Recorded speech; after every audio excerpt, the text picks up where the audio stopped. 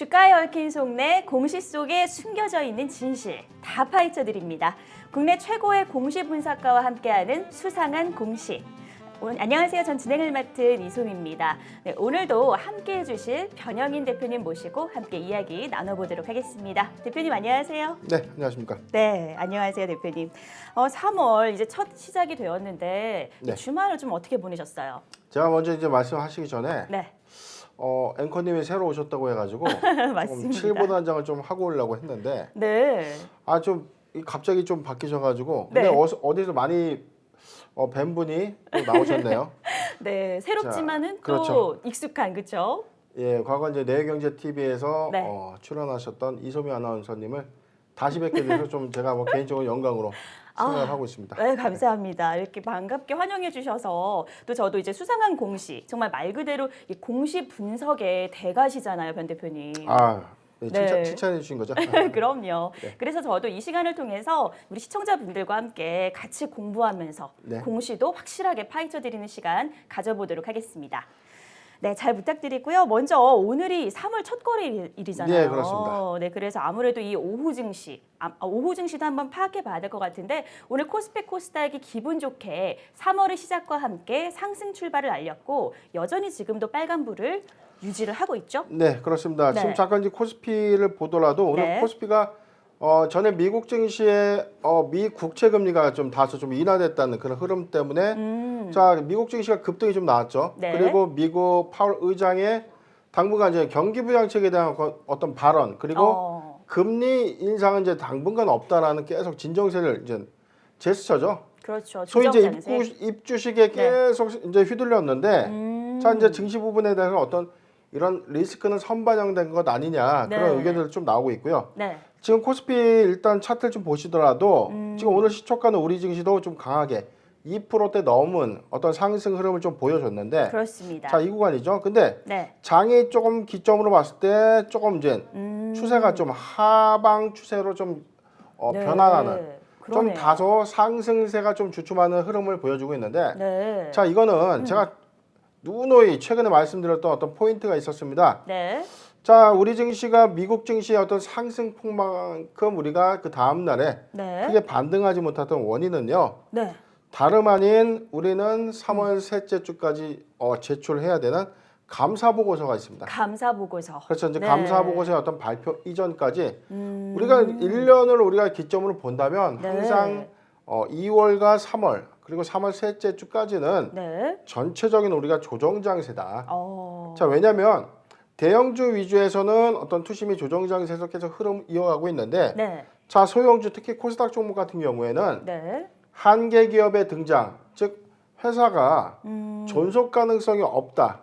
존속 가능성이 없다는 그런 어떤 불안한 리스크가 네. 계속 반영되다 보면 투심이 얼어붙게 되거든요. 네. 그렇다 보니까 지금 주식을 선뜻 사기보다는 조금 더 지켜보게 되고 관망하게 되는 그런 흐름들을 좀 가져가다 보니까 지수가 네. 선강 후약 이런 흐름을 좀 지속해서 좀 보여주고 있는데 네.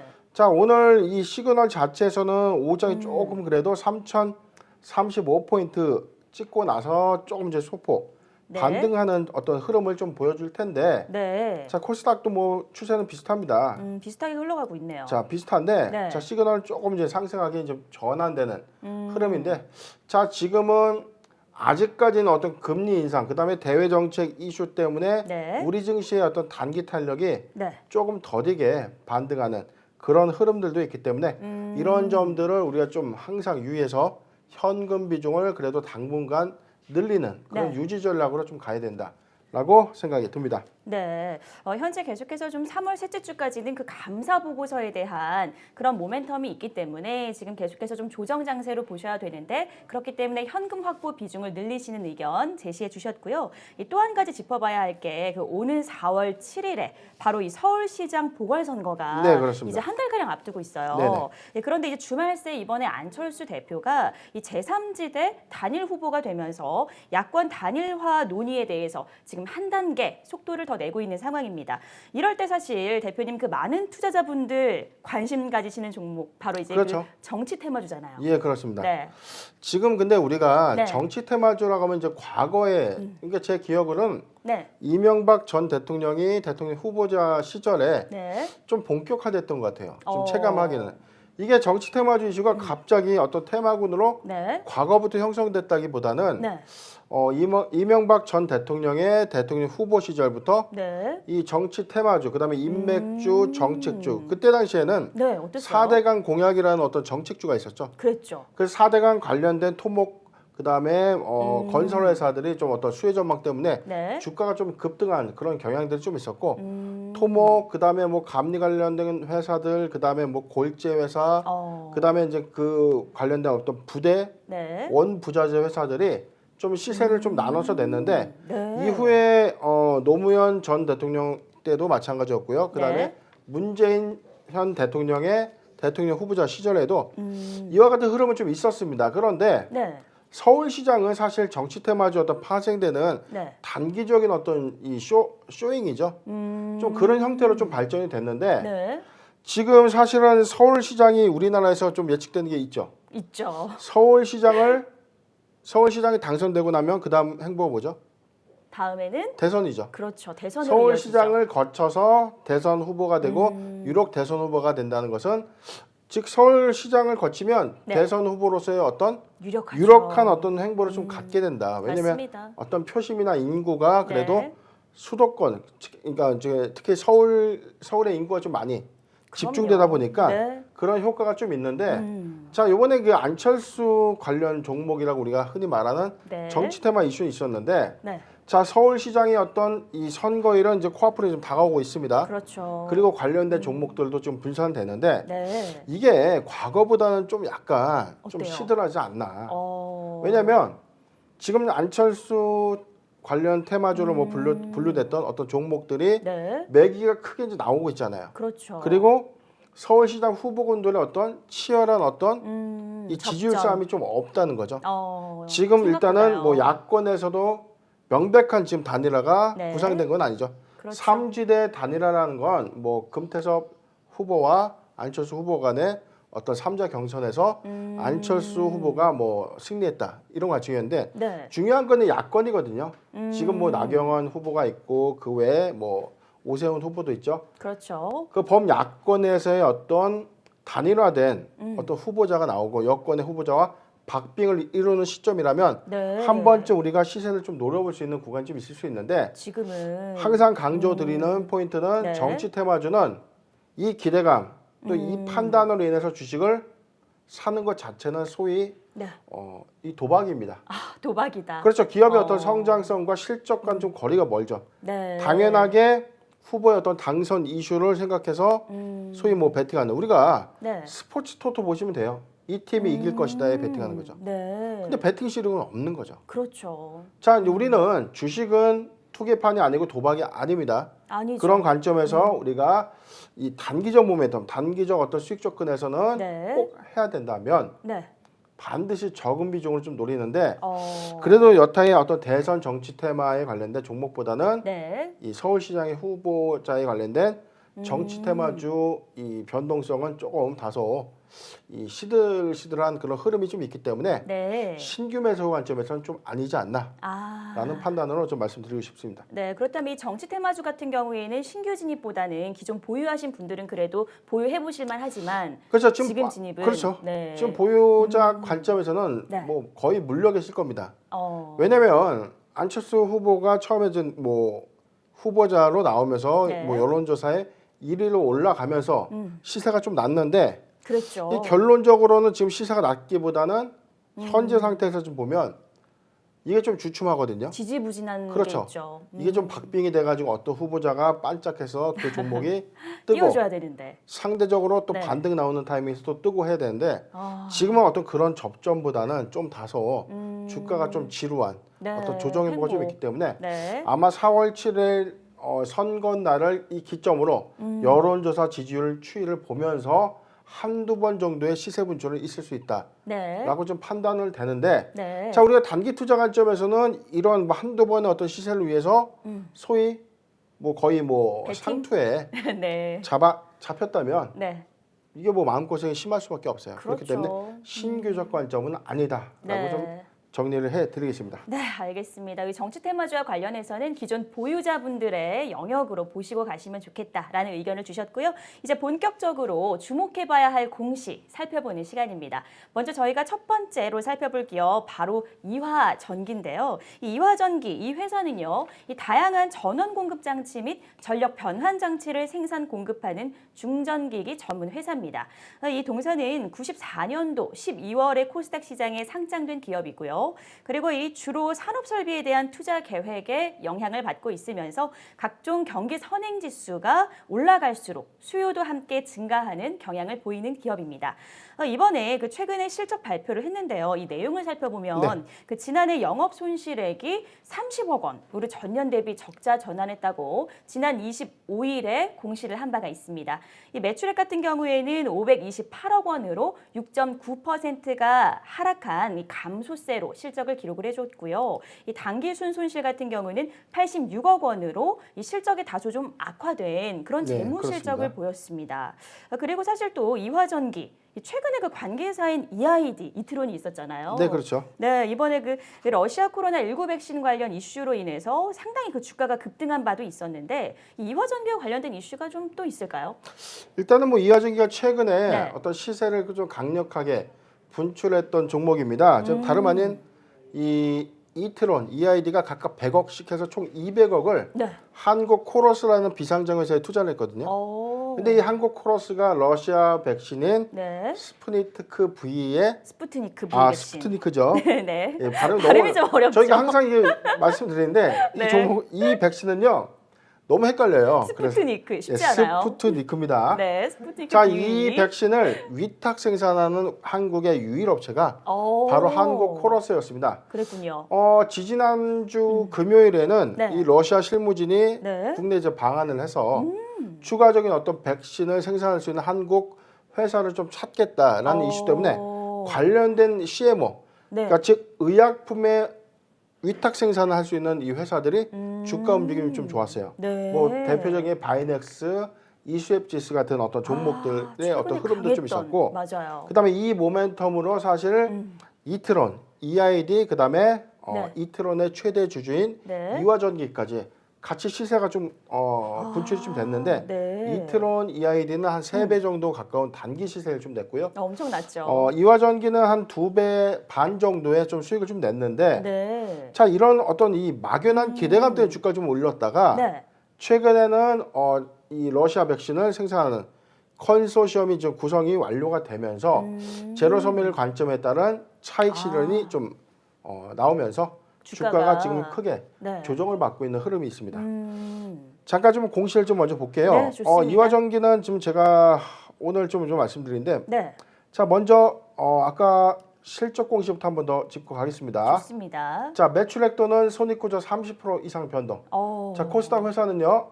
매출액 그리고 네. 손익구조가 30% 이상 변동될 경우에 반드시 이 공시하는 겁니다. 의무적으로요. 자, 예, 그렇죠. 직전 사업년도 이화전기는요. 네. 568억의 매출 기록했는데 올해 528억을 기록했습니다. 한 6.9% 감소한 528억의 매출을 기록했고요. 네. 자, 영업이익은 작년에 6억 정도 이익이 났는데 올해 30억 9천만 원 정도 손실 나면서 적자 전환했습니다. 네. 당기순이익 역시 뭐 작년 7,500만 원 정도의 이익을 냈는데 역시나 86억 정도의 적자를 내면서 네. 자, 재무구조는 적자 전환했습니다. 회사는 매출액 또는 손익구조의 변동 주요 원인에 대해서 네. 코로나 바이러스 영향으로 인해서 매출 감소가 됐고 이로 인해서 영업이익이 적자 전환됐다. 네. 그다음에 공정가치 측정 자산의 재평가, 즉 자산의 재평가에 따른 손상. 그러니까 자산이 뭐 예를 들어서 이제 우리가 100억이에요, 자산이. 네. 근데 평가 시점에 어떤 이 재무 구조가 좀 악화되거나 회사의 네. 어떤 이 대손사유, 즉 자금이 유출된 어떤 대손사유 때문에 가치가 감소한 거죠. 100억짜리 그렇죠. 자산이 네. 80억이 될 경우에 20억 원이 자산 손상이라는 우리가 이 회계 용어를 통해서 자산 손상. 그렇죠. 이 부분을 재무제표에 반영하게 됩니다. 네. 자, 이 규모에 대해서는 크게 지금 반영되지 않았지만 네. 어찌됐든 코로나19 바이러스가 동사에도 영향을 좀 미쳤다라고 좀 유추 해석되는 대목입니다. 네, 그렇네요. 그리고 이 회사가 네. 26일에 자, 주요사항 보고서 네. 결정을 통해서 자, 감자를 결정했었습니다. 감자요. 그렇죠. 무상 감자. 예, 2월 25일 했습니다. 네. 자, 이화전기는 감자 결정을 했어요. 어. 이 회사 발행된 주식 총수는 네. 7억 1,800만 주인데 네. 자, 10대 1입니다. 10주를 한 주로 병합한다. 아. 그래서 7억 1,831만 1,032주가 10주가 한 주로 줄어들기 때문에 7,183만 1,203주로 이 병합되는 네. 감자 결정을 하게 된 겁니다. 어. 자, 앵커님 우리가 네. 감자 이거 좋은 걸까요? 전 진짜 항상 궁금했던 게요. 네. 사실 이 감자라고 하면은 좋은 게 있고 네. 불안한 결정이 있는데 왠지 느낌이 쎄하긴 하거든요. 저는 어떤 일단은 거예요? 주식의 감자라는 거는 네. 악재로 보는 것이 맞습니다. 왜냐하면 아. 우리가 증자, 네. 자 증자와 감자 차이점 한번 보고 가야죠. 음. 증자는 자본금을 증가시킨다. 네. 회사에 돈이 들어오고 주식이 늘어난다. 이게 증자거든요. 네. 감자는 주식 수가 줄어들고 자본금이 늘어난다. 자본금은 변동이 없습니다. 다만 자본 항목에 있는 네. 이 부분이 감자 차익이라는 이 자본 계정으로 이제 별도의 생성이 되면서 네. 자본의 어떤 이 증감은 크게 없지만 자본금은 줄어들죠, 당연히. 그렇죠. 주식 수가 줄어드는 만큼 줄어든 만큼 자본금은 줄어들면서 상대적인 어떤 이 비용이 이 차익이 감자 차익이라는 계정을 좀 옮겨가는데 네. 자, 이게 무상 감자가 왜 악재냐? 궁금해요. 내가 갖고 네. 있던 주식이 1,000주면 당연히 100주로 줄어드는 거죠. 거니까. 자, 근데 내가 만약에 1,000주가 아니라 한번 980주가 됐어요. 네. 근데 10주 단위로 딱딱딱 끊고 나머지 10주가 한 주가 돼야 되는데 10주가 안 됐는. 그렇죠. 8주가 남으면 어떻게 되죠? 그렇게 되면 자, 이런 경우에는 네. 단주라고 해서 네. 주식이 소멸됩니다. 소멸이 돼요. 그렇죠. 물론 단주 차익에 대한 어떤 보상가라는 건 있습니다. 단주로 휩쓸려 나가서 없어지는 이 차익에 대해서 네. 일정 금액을 책정해서 돈으로 주긴 하지만 자, 소액주주 그다음에 주식을 갖고 있는 자의 입장에서는 네. 단주로 인해서 주식이 좀 유실되는 그러네요. 그런 효과가 또 있고 네. 줄어든 주식 수만큼 주가가 더 빠져 버린다면 오히려 손실의 폭이 좀 더 늘어날 수 있는 어떤 정황적 근거들이 있죠. 그렇네요. 자본 감소가 되면 네. 감자 완료 이후에 네. 예를 들어서 자 200원짜리 주식이 네. 10주가 되면 얼마가 될까요? 200원짜리 주식이요. 그렇죠. 10주가 한 주가 되면 2,000원이 되는 거죠. 네. 감자가 완료가 된다면 네. 2,000원으로 다시 거래가 재개되는 겁니다. 아. 자, 다시 한번 설명드리면 200원짜리 주식 10주가 네. 감자가 된다고 해서 감자 완료된 다음에 시초가를 보면 자, 한 주에 2,000원이 되는 겁니다. 자, 200원 곱하기 100은 저 10주는 2,000원이죠. 그렇죠. 자, 그렇게 되기 때문에 자, 근데 우리가 200원대 있을 때 5% 빠지는 것과 네. 2,000원대 5% 빠지는 거는 프로테이지상 같은 건 아니거든요. 그렇네요. 체감상도 그렇지만 네. 오히려 주가의 유실 그다음에 주가가 병합되면서 이 손실 또는 이익되는 어떤 이 계산 부분에서 네. 조금 손실의 폭이 좀 더 크게 느껴지기 때문에 그리고 감자는 이 의사결정만으로 이미 주가에 큰 손상을 가져오는 그런 의사결정이기 때문에 네. 감자 결정 자체를 좀 악재로 보는 그런 인식이 있습니다. 그렇네요. 그런데 감자를 또 왜 하는가? 네. 잠깐 내용 보죠. 네. 자, 재무 구조를 개선하겠다. 자본 구조의 효율화를 위한 주주 가치를 제고하겠다. 자, 감자를 하는 목적은요. 네. 기업이 재무 구조가 불확실해. 자본 잠식이거나 자본 이 항목 중에서 이 부분을 네. 바로 좀 이 감자 자본금을 줄여서라도 자본 항목을 좀 확충해야 되는 그런 이슈가 있는 회사가 주로 해야 되는데 네. 자, 이화전기 같은 경우는 제가 분석해 본 바에 따르면 네. 자, 자본 잠식도 아니에요. 자본 잠식도 아닌데 여기서 얘기하는 자본 구조의 효율화를 통한 주주 가치다. 즉 효율화. 주식 수가 너무 많아요. 7억 1,800만 주인데 네. 이 주식수가 너무 많다는 거는 일단 뭐 투자를 하는 투자자 관점에서는 네. 너무 많은 주식수가 좀 어떤 이 음. 주가의 어떤 상승을 조금 어떤 예측하기에는 억제한다는 건가요? 조금 이렇게 이 발목을 좀 잡는. 아. 그러니까 너무 이게 적어도 문제지만 주식수가 또 네. 너무 많아도 좀 부담스러운 어떤 그런 부분들이 있거든요. 그렇군요. 근데 감자 후에 7,100만 주에 뭐 네. 200원씩 잡아도 예를 들어서 2,000원이라고 치더라도 네. 그래도 주식수가 좀 적은 편은 아닌데 일단 회사는 너무나 많이 발행된 이 주식수를 좀 적정하게 유지하고자 하는 그런 의도가 있었다라고 네. 이제 해석이 되는 대목입니다. 자, 자본 감소가 되면 네. 주주총회를 통해서 주주총회에서 승인을 반드시 받아야 됩니다. 잠깐 여기 공시를 보더라도 네. 자 3월 31일에 정기 주주총회에서요 회사는 자 반드시 해야 되는 결산 보고 사항이 또 있습니다. 네. 자 재무제표 승인을 반드시 받아야 되고요. 네. 자 여기 안건 있죠. 자본 감소의 그러네요. 건이 승인이 된다면 회사는 정해진 일정 기간 동안 주권의 매매가 정지가 되면서 네. 이후에 감자 완료 이후에 어. 다시 이제 재개가 될 텐데 일단 우선 감자라는 것은 일단 단기의 악재다. 그리고 거래 재개 이후에 주가가 조금 더 하락하는 네. 그런 어떤 흐름들이 더욱 예측되기 때문에 회사들은 거의 감자 후 새롭게 유상증자하는 경향들이 좀 있습니다. 네. 그렇기 때문에 보유자 관점에서는 감자는 좀 악재가 아닌가라는 이 판단이 좀 됩니다. 네, 그 아무래도 그 소실이 된다고 하면은 실제로 악재가 맞는 것 같은데 이 투자자분들 입장에서 그러면은 지금 상당히 불안해하실 것 같거든요. 이런 결정 소식을 듣고 나서는요. 그렇죠. 지금 어떤 게 문제냐면 네. 이화전기가 지금 러시아 백신 이슈 때문에 단기에 뭐 주가 급등을 했었죠. 예, 잠깐 뭐 차트를 좀 볼게요. 네. 자, 일봉 차트를요? 차트를 좀 보더라도 네. 자, 회사의 적정 주가의 어떤 이 표본이 있는 구간은요. 바로 이 구간입니다. 자, 198원, 한 200원 정도가 네. 적정 구간으로 좀 보여지는데 어, 자, 주가는 항상 이 구간이었죠. 그랬네요. 자, 이 구간에서 이 구간이죠. 네. 자, 박스권으로 보여지는 이 구간. 1차, 네. 2차 이제 구간인데 자, 그랬었는데 190원에서 한 200원 사이가 네. 이화전기가 이 추세상 유지했던 박스권 구간이었습니다. 네. 물론 요 구간까지 있었죠. 그랬었죠. 자, 근데 우리가 뭐 리즈너블하게 좀 보더라도 자, 150원에서 200원 구간은 네. 거의 1년간 꾸준하게 이 박스권에서만 계속 머물렀다는 겁니다. 그렇죠. 유지가 그런데 됐었네요. 바로 2월에 돌파했던 요 단기적 완전히 모멘텀은 갭상승. 네. 엄청난 상승을 이뤘었어요. 자, 러시아 백신에 대한 기대감만 반영된 거죠. 아. 제가 항상 주의를 요하는 이런 부분들이 네. 기대감이 상승하고 나서 주가가 추가적인 어떤 상승을 이어가려면 네. 자 실적이 나와야 되고 실적 수주 잔고가 끊임없이 증가되면서 기업의 가치가 현재보다 다르게 변신되는 그러면서 주가의 적정성이 좀 반영되는 그런 흐름이 있어야 됩니다. 자 네. 실적을 수반했다면 이런 어떤 시그널을 좀 예측을 할 우상향으로. 텐데 그렇죠. 자 주가는 네. 지금 내려갈 수밖에 없는 구조예요. 더군다나 여전히요. 감자라는 또 악재를 만났다.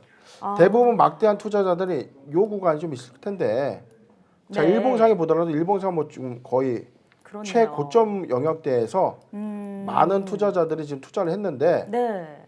결론적으로는 지금 전고 대비 지금 이미 반토막에 가깝게 지금 주가가 좀 형성되고 있다. 그렇네요. 투자자분들 굉장히 좀 상심이 크실 테지만 지금 또 우리 변 대표님께서 얘기해 주신 내용도 좀 참고하셔서 좀 궁금하신 분들은 또 댓글로도 상담 문의 남겨주시면 좋을 것 같습니다. 다음 두 번째 종목 저희가 또 살펴봐야 될 것 같아요. 네. 두 번째 종목은 바로 이제 케어랩스라는 기업입니다. 이 케어랩스라는 기업은요, 이제 헬스케어 플랫폼 기업으로 2018년도 3월에 코스닥 시장에 상장된 기업이고요. 이번에 그 최대 주주는 데일리 블록체인으로 옐로우 모바일의 자회사들의 헬스케어 주요 사업부들이 통합되면서 설립된 회사입니다. 네, 그런데 이 회사의 이제 핵심 사업들로는요, 이제 꼽히는 게 미디어 플랫폼, 디지털 마케팅, 그리고 IT 솔루션을 지금 현재 영위 중이고 국내 유일하게 병의원 대상 디지털 마케팅 사업자입니다. 네, 그리고 이 헬스케어 플랫폼을 기반으로 해서 마케팅 솔루션을 현재 제공을 하고 있고요. 이 케어랩스가 최근에 전방위 사업 부분에 걸쳐서 계속해서 수익 성장세를 보이고 있는 기업인데 그런데 사실 앞으로도 굉장히 좀 전망이 우수할 것 같은데 현재 좀 실적은 어떨까요, 대표님? 예, 일단은 뭐 공시부터 보겠습니다. 네. 지난 금요일이었습니다. 네. 자, 회사 실적 발표를 했죠. 매출액 또는 손익구조 30% 이상 변동. 자, 앞서 역시. 말했지만 네. 작년 대비해서 30%가 매출액이 바뀌든 손익구조가 바뀌면 무조건 공시를 이공시 해야 되는 겁니다. 네. 자, 한번 볼게요. 네. 자, 매출액은 전기 682억 했는데 네. 올해 766억, 83억 정도 매출액은 증가했습니다. 자, 영업이익은 작년에 36억 기록했는데 네. 64.8% 상승한 59억 5천만 원 기록했고요. 오, 많이 올랐네요. 자, 여기서 법인세 비용 차감 전 수익이 네. 대박이네요. 자, 1274% 상승했는데 와. 작년에 뭐 누적 비용이 어떻게 되는지 모르겠지만 4억 5천만 원 정도의 와, 네. 이익을 냈는데 무려 61억 9천만 원의 이 법차선 이익을 좀 발생시켰고요. 와, 상당하네요. 자, 당기순이익도 5억 원에서 45억으로 753% 야. 상승시킨 뭐 그야말로 대단한데요. 실적을 좀 기록을 했습니다. 그렇네요. 자, 회사는 손익구조 및 변동 주요 원인에 대해서 네. 자, 디지털 마케팅 사업부에 매출 다각화가 있었다. 네. 플랫폼 사업부에 부가 상품이 판매됐고 이에 따른 매출이 증가했고 그다음에 마케팅 비용이 감소됨으로써 영업이익이 증가됐다. 그다음에 전환사채는 네. 전환사채 이자 비용이 감소했고 지분법 이익이 증가했다. 지분법 이익은요. 네. 투자했던 회사, 투자하는 법인에 대해서 영업의 손익 부분에 영향을 미치는데 투자한 법인이 뭐 작년에 만약에 네. 뭐 5억 원의 만약에 이제 실적을 냈는데 네. 올해 자회사의 어떤 피투자 법인의 실적도 엄청나게 좋았다면 이 지분법 이익이 발생돼요. 그러니까 기업의 가치가 제가 항상 강조드렸던 비상장 회사 또한 기업의 네. 가치거든요. 올해 5억 벌었던 회사가 작년에 5억 벌었던 회사가 올해 100억 벌면 네. 회사의 질은 좀 달라지는 거죠. 그렇죠. 영업이익도 달라지고 회사의 외형이 맞아요. 달라지기 때문에 이에 네. 따른 지분법 평가도 바뀌게 되는 겁니다. 어. 자, 이렇던 회사의 어떤 단기 수익 증가 부분은 네. 이자 비용이 감소했고 지분법 이익의 증가 부분이 좀 반영되면서 좋은 흐름을 좀 나타냈다. 네. 자, 케어랩스는 네. 우리 앵커님께서 좀 잘 이야기한 것처럼 네. 자, 헬스케어 플랫폼을 만드는 회사입니다. 네, 상당히 보니까요. 특히 이제 지금 운영 중인 애플리케이션 중에 네. 지금 보니까 굿닥 그리고 바비톡 등이 있는데 사실 저도 많이 들어봤던 아, 그래요? 애플리케이션이거든요. 굿닥은 저도 좀 조사를 좀 해봤는데 네. 우리 그 다른 아나운서분께서는 네. 이 바비톡에 대해서 아, 뭐 유명합니다. 잘 설명해드렸습니다. 그래요? 예, 박내래 씨가 나와서 네, 맞습니다. 성형 견적을 또 뽑아주고 네, 맞아요. 피부 미용 성형 그다음에 치과 다 있죠. 성형까지 네, 맞아요. 뭐 관련된 서비스를 제공한다고 해서 제가 한번 관심 있게 보도록 하겠습니다. 네, 그러다 보니까 정말 네. 앞으로도 사실 상당히 유망해 보이거든요. 일단 네. 플랫폼 서비스 즉 IT 회사가 갖고 있는 수익 구조는 이렇습니다. 네. 우리가 제조 회사 원료는 사서 사람이 만들어서 네. 포장해서 납품하는 것들을 우리가 제조 회사라고 합니다. 자, 제조회사. 원료를 사고 사람이 만들고 네. 제품을 만들어서 포장 운송하는 것까지. 네. 제조회사가 갖고 있는 사업은 이런 건데 네. 자, 유통회사 물건은 만들어진 물건을 음. 사서 다시 파는 거예요. 자, 유통 제조 구조. 공정이 없죠. 네. 원료를 사서 만드는 완제품 제조 공정은 없어요. 만들어진 만들어진 제품을 사가지고 파는 게 유통회사입니다. 네. 근데 IT 회사는 이런 거예요. 음.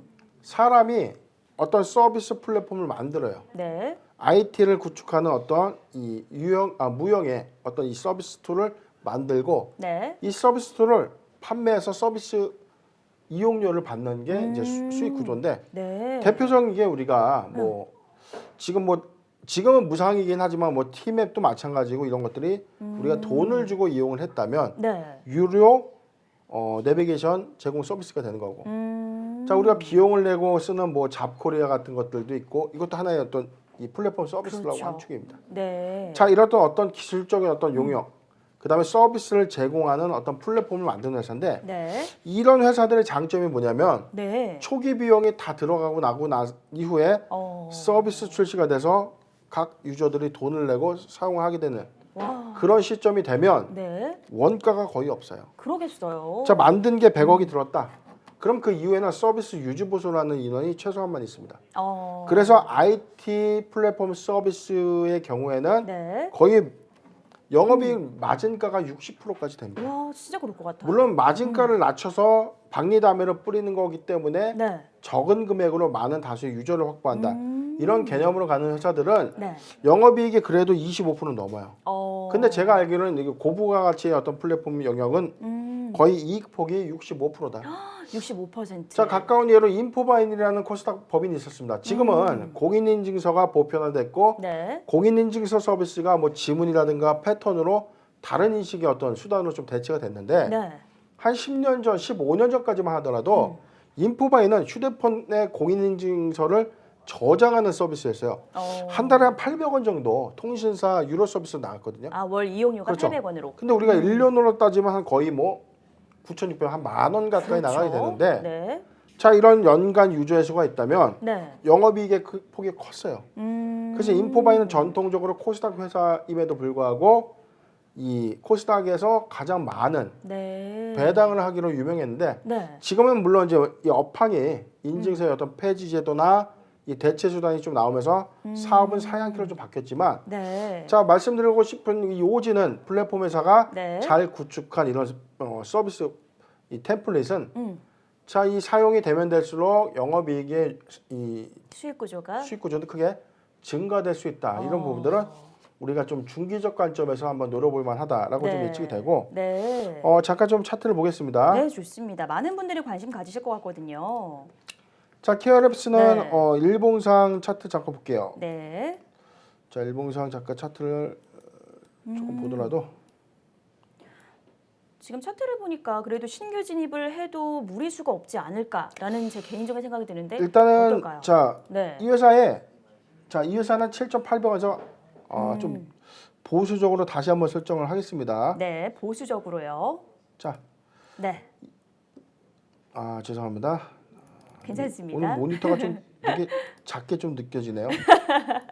오늘따라 이게 일봉 차트죠 지금? 그렇죠. 네. 자, 7,800원에서 네. 8,800원 구간은 1차. 자, 이게 이제 적극적 지지대. 탄탄하게 구성되어 있는 지지대라고 좀 보여지는 경향이 좀 있거든요. 네. 자, 바로 요 구간입니다. 네. 7,800원에서 8,800원이요. 그렇죠. 7,300원에서 7,800원에서 네. 8,300원 구간은 네. 자, 탄탄하게 어, 이 구성되어 있는 지지 구간. 지지 구간. 네. 자, 요 구간은 코로나19 팬데믹 현상이 초래됐던 뭐 작년 3월엔 자, 이 종목뿐만이 아니라 모든 종목들이 자, 신저가를 좀 기록했던 요 단기의 어떤 구간이었기 때문에 논의를 좀 하겠습니다. 네, 알겠습니다. 자, 7,800원에서 8,300원 구간이 네. 탄탄하게 형성된 구간인데 자, 회사는 실적적인 어떤 이 컨센서스가 좀 발표되고 상회되는 그런 흐름에서 6월 반기 실적 이후에 네. 8월에 어떤 흐름이 있었고 자, 회사는 중간에 무상증자 결정을 한번 했습니다. 그랬었군요. 자, 요 이후에 재료가 소멸되는 어떤 관점으로 좀 유지가 좀 됐다가 현재 이렇게 박스권 내에서 박스권을 다시 유지하면 한번. 네. 자, 소폭 상승하고 박스권 내에서 기조를 유지하면 다시 상승하는 그런 흐름인데 네. 최근에 요 시그널은 네. 자, 실적에 대한 어떤 이 상승 부분이 좀 반영됐다. 아. 그런데 아직은 이 서비스 도입 부분에 대한 매출 확정은 좀 유연하지 않나. 왜냐면 매출액의 폭이 증가 폭이 아주 크진 않았어요. 네. 다시 한번 실적 볼게요. 네. 실적을 한번 보시면 자, 우리가 요거죠. 수익 구조가 네. 자, 키어랩스를 다시 볼 텐데 네. 자, 매출액의 증가폭은 83억이다. 우리가 생각하는 이 플랫폼 서비스가 조금 더 보편화되고 네. 확대되는 전략이라면 아직까지는 매출 확대가 좀 더 필요해 보이고 네. 물론 영업이익은 소폭 개선이 됐지만 네. 단기 순이익의 어떤 증가폭은 매출 실적의 어떤 상승 부분이 아니라 피투자했던 회사의 지분법 이익이 조금 반영된 부분으로 보여지기 때문에 네. 케어랩스가 1분기 내지는 반기에 네. 실적의 어떤 상승 부분을 좀 이어간다면 저는 충분히 10,000원 이상에서 좀 유지돼야 되는 어떤 주가가 아닌가 좀 예측을 되는데요. 네. 자, 우리가 이 시장은 좀 열려 있는 거죠. 그렇네요. 앞으로 이 네. 바이오헬스케어 관련된 플랫폼은 한 번 더 사업의 어떤 테마군으로 엮일 가능성은 좀 있지만 네. 현재 구간에서는 일단은 뭐 신규 매수 관점보다는 네. 우리가 1분기 또는 반기까지 실적 또는 이제 수주 공시의 네. 어떤 잔고의 증가 여부를 보고 좀 한번 노려볼 기회를 한번 더 갖도록 하겠습니다. 네, 케어랩스 이렇게 중장기적 관점에서 지지 구간 7,800원에서 8,300원대 설정을 해주셨는데 지금 신규 매수 진입보다는 그 지금 현재 1분기와 그리고 반기 실적 현황을 보시면서 앞으로의 전망 살펴보시면 좋을 것 같다고 의견해 주셨습니다. 다음 저희 그렇다면 이제 이런 전략을 제시해 주셨는데요. 저희가 이쯤에서 정리를 하고 돌아와야 되나요? 아니면 쭉 한번 이어가 볼까요? 예, 이어가시죠. 네, 좋습니다. 그럼 마지막 세 번째 기업 한번 살펴보도록 할 텐데요. 세 번째는 율호입니다. 율호 상당히 기업 이름이 그죠? 좀 예쁘기도 한데 아, 예쁩니까? 네, 아닌가요? 뭔가 율자가 들어가니까 네. 뭔가 예쁜 느낌이 드는데 네네. 이 회사는 그 2007년도 7월에 코스닥 시장에 상장된 회사고요. 이 델사의 그리고 그 티타늄 1등급 파트너로서 현재 스토리지 그리고 서버 제품을 국내에 유통하고 있는 회사입니다.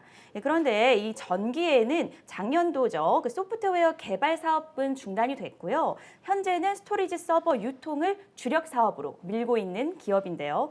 이 회사 최근에 좀 이슈가 있었을까요? 예, 일단 뭐 실적부터 보겠습니다. 네. 자, 2월 15일에 회사 유로는 실적 발표를 통해서 네. 자, 매출액 손익구조 30% 변동이 됐습니다. 자, 매출액은 전기 대비 637억 대비 네. 194억이 증가한 832억을 기록했고요. 어. 영업이익은 한 2억 정도 증가된 18억. 그다음에 네. 당기순이익은 작년에 마이너스 8억 8천 정도 네. 당기 순손실을 좀 기록했는데 올해 18억 정도의 순이익 전환하면서 네. 흑자 전환을 했습니다. 흑자. 자, 회사는 이 원인에 대해서 네. 주요 거래처 수주로 인한 매출액이 증대됐다. 그리고 중단 사업 이익이 반영됨에 따라서 이익이 증가했고, 그리고 기말 기준에서 외환 차익이 좀 발생됐다. 자, 외환 차익 무슨 말씀인지 이해가 좀 되실까요? 저는 한번 설명해 주시죠. 외환이라고 하면은 저 달러죠. 그죠? 예. 달러. 이게 뭐냐면 자, 우리가 네. A와 거래를 합니다. 네. 뭐 외국 회사가 될 수도 있고 국내에 있는 외국계 기업이 될 수도 있어요. 그렇죠. 자, 거래를 하는데 우리가 대금을 원화로 하는 경우가 있지만 네. 달러나 뭐 위안화나 엔화로 결제하는 경우가 있죠. 네. 자, 그래서 달러로 결제를 한 겁니다. 네. 달러를 꾸준히 결제를 하고 있는데 자, 달러 가격은 맨날 어떻게 되죠? 매달 맨날 기준으로 좀 바뀌죠. 그렇죠. 많이 달러가 변동성이 있죠. 올라가면 그만큼 내가 가져오는 어떤 이 이익이? 득실이 좀 있을 거 아닙니까? 그렇죠. 판매를 하는 사람이 외화가 올라가면 네. 어떻게 되죠? 좋은 거 아닙니까? 수익이 좀 더 늘어나니까. 맞습니다. 반대로 달러가 떨어지면 오히려 매출했던 어떤 이 고정환율 대비 하락한다면 좀 손실을 보는데 네. 자, 이 회사의 어떤 수익 구조, 사업 구조를 좀 이해를 해야 됩니다. 델사의 네. 서버랑 스토리지를 네. 우리나라 총판사예요. 국내 1위의 총판사가 바로 유로인데 유로가 델사에 달러로 사오는 겁니다. 근데 달러 값이 떨어지면 물건 값을 좀 더 네. 싸게 사는 그런 어떤 경향들이 있죠. 자, 이에 따른 외환 차익과 외화 환산 이익이 좀 증가되면서 수익성이 크게 개선됐다라고 지금 회사는 밝히고 있습니다. 네. 자, 유로가 최근에 이 실적도 좀 실적인데 네. 바로 이제 지난주 금요일이었습니다. 자, 기타 경영 사항을 통해서 네. 자, 새로운 어떤 이 내용을 좀 공시를 했는데요. 네. 좀 다소 좀 이해가 안 되는 좀 측면이 있을까봐 좀 간단하게 좀 해설해 드릴게요. 감사합니다. 자, 유로는 2회차, 4회차 무보증 사모 전환 사채를 취득 후 재매각했다. 이게 뭐냐면 네. 회사가 2회차, 4회차 전환 사채를 발행했는데 네. 일단 뭐 투자자가 상환 요청이 있었던 것 같아요. 그래서 회사가 보유하고 있던 전환 사채를 네. 다시 제3자한테 팔았다라는 공시입니다. 잠깐 내용을 보죠. 주권 관련 사채의 취득일은 네. 12월 16일 날 산 사채를 자, 2회차 100억 1천만 원, 그다음에 4회차는 50억 1천만 원. 총 150억 2천만 원의 이 전환사채를 네. 자, 조합 1인. 조합 1인. 자, 투자 조합에게 네. 매각한 거예요. 자, 회사는 자, 150억 2천만 원 전부를 매각했다. 그다음에 오늘 날짜는 계약금 수령일이며 잔금은 4월 26일이다. 자, 잔금 날짜는 뭐 오늘 4월 26일이니까 시간 좀 남았어요. 자, 이 회사의 발행 이 가액은 이 행사 가액이 얼마냐면 네. 자, 여기 나와 있죠. 어디 있죠? 자, 네. 이 전환사채 행사 가액은 1,537원입니다. 지금 음. 뭐냐면 1,537원인데 준 주가가 네. 한 2,300원을 상회하고 있는데 네. 자, 그렇다면은 지금 주가가 좀 더 높아요. 행사를 그렇죠. 한다면 네. 행사 차익을 볼 수도 있지만 막대한 금액이거든. 결코 작지 않은 금액이 지금 다시 재매각되고 이게 다소 의아한 부분이 네. 전환 청구가 가능한 날짜가 네. 11월 25일부터입니다. 올해. 오, 그러네요. 자, 그러면 아직 1년도 채 안 됐던 이 전환사채를 네. 왜 제3자가 사갈 것이며 그러게요. 지금 이 시국에 이 주가에 대한 어떤 이 자신감 좀 내비친 것 아니냐. 그런데 실적은 좀 더 개선이 됐습니다. 네. 자, 우리가 통상적인 어떤 전환사채가 대규모 물량으로 나오는 건 악재인데 네. 항상 유추 해석할 수 있는, 즉 냄새가 나는 구조죠. 맞아. 150억 2천만 원이 1,537원의 대규모 전환사채가 제3자 투자조합에게 매각이 됐고 아직 전환은 11월 25일 올 겨울에 풀릴 예정인데 네. 서은행 매매가 됐다는 것은 향후 유로의 어떤 전환 청구 또는 주가 가치가 좀 더 높아질 것이다. 또는 이 전환사채를 인수해간 이 네. 주체가 네. 전환사채를 좀 유동성 있게 좀 어떤 매각하기 위한 어떤 부양이 좀 있을 것이다라는 것들이 조금은 추측되기 때문에 네. 유로는 오늘 기점으로 좀 관심 종목에 한번 두고 전환 청구까지의 어떤 주가 추이를 우리가 한번 더 분석해서 네. 좀 선취 대응하는 전략으로 한 번 더 AS 해드리겠습니다. 네. 유로 같은 경우는 지금 관심 종목으로 담아두셔라라고 말씀해 주셨는데 그렇다면은 지금 2,300원 정도를 지금 상회한다고 하셨잖아요. 네. 지금 관심을 두시고 이제 이걸 그럼 신규 매수를 해도 되는가? 뭐 얼마 선에서 어느 가격 선에서 들어가면 좋을까? 고민하시는 분들을 위해서 좀 제안해 주신다면요. 일단 유로는요 한 네. 2,000원대를 크게 돌파하지 못했던 일본 흐름이 좀 있었는데 네. 최근에 네. 주가가 좀 급등한 좀 다소 어떤 특별한 어떤 모멘텀이 없이 인위적인 흐름에서 네. 지금 2,435원을 좀 기록하고 있는데 네. 주가는 한 2,900원까지 이제 올라갔거든요. 많이 올라왔네요. 그래도. 자, 근데 이제 주가의 어떤 이 지지선으로 좀 보여지는 구간이 네. 거의 뭐 요 구간이죠. 자, 1,600원에서 네. 2,000원 미만 한 1,800원, 1,900원 구간이기 때문에 다소 지금은 좀 주가의 어떤 이 매수 타이밍은 좀 아닌 것 같다. 그렇네요. 좀 올라가 다만 있네요. 지금 의도는 명확해졌고 네. 방향은 정해진 만큼 우리가 급등락 또는 어떤 조정 관점에서의 매수 타이밍을 한 번 더 제가 네. 잡아드리는 시간을 갖도록 하겠습니다. 네, 알겠습니다. 오늘 수상한 공시 마지막 종목 율호 2,000원 미만대로 접근하시는 전략 세워주시면서 다시 한번 나중에 기회되면 짚어주신다고 전해주셨습니다. 네, 오늘도 국내 최고의 공시 분석가와 함께하는 수상한 공시 우리 시청자분들 많이 유익하셨을 텐데요. 오늘 이쯤에서 정리하도록 하고요. 저희 나우경제TV 구독과 좋아요 아직 고민하시면서 누르지 않으신 분들 고민하지 마시고 눌러주시고요. 언제든지 댓글 상담의 문 활짝 열려 있으니까 댓글로도 문의 주시기 바랍니다. 네, 저희는 잠시 후에 손용희 전문가와 함께하는 골든타임으로 돌아오도록 하겠습니다. 잠시 후에 찾아뵙겠습니다.